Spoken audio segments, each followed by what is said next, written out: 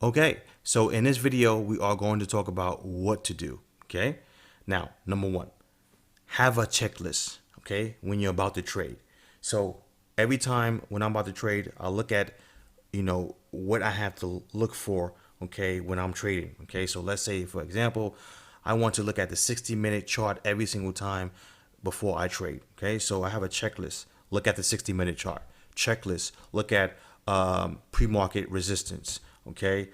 Another thing could be on my checklist is the market trending or is it ranging? So have a checklist. Have something that you look at before you take a trade, so you can remind yourself, okay, what to do, because you can't rely on your memory. Okay, especially if you're new to this and you're just learning, you can't rely on your memory. So write down and just have a checklist and say, okay, I need to look at this, that, and that before I take a trade. Okay.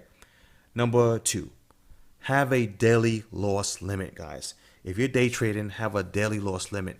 What that simply means is, let's say that you lose 3 times in a row, you're done for the day. Okay. Me personally, if I lose 4 times in a row, I'm done for the day. Now, when I say in a row, it doesn't have to be in a row. So let's say that my loss limit is $400. Okay.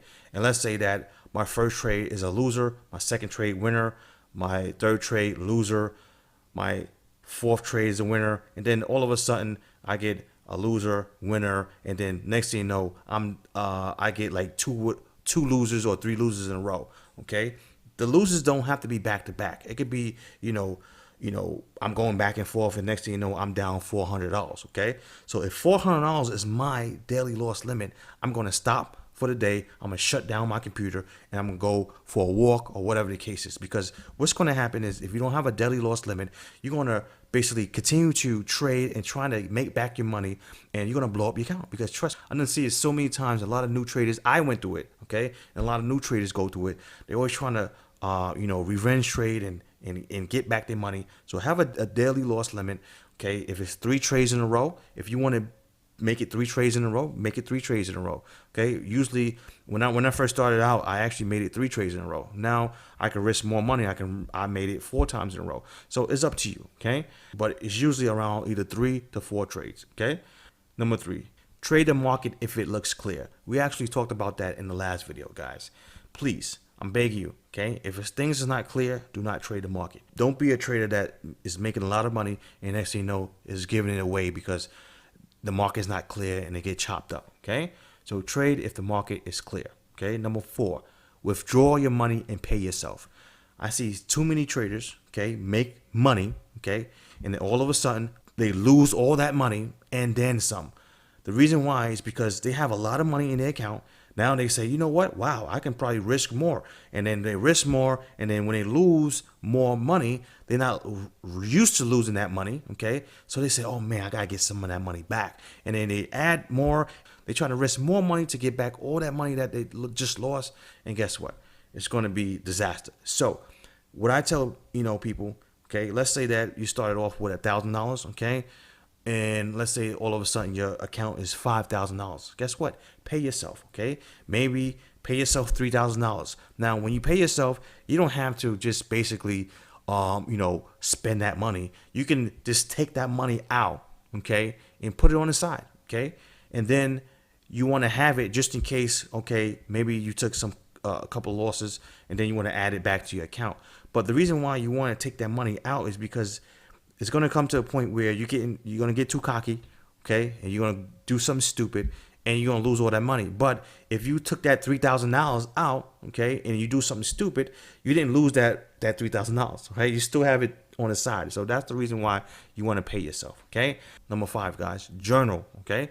Have a journal. All the professional traders that I know, they journal, okay? They want to learn from their mistakes. They want to see their habits. You want to have a journal because you want to see your habits. You want to see your patterns, okay? You definitely want to learn from your mistakes, right? Number six, stick to one time session when you first start off, okay? Don't one day you're going to trade London session and the next day you're going to trade New York session. The next day you're trading Asian session.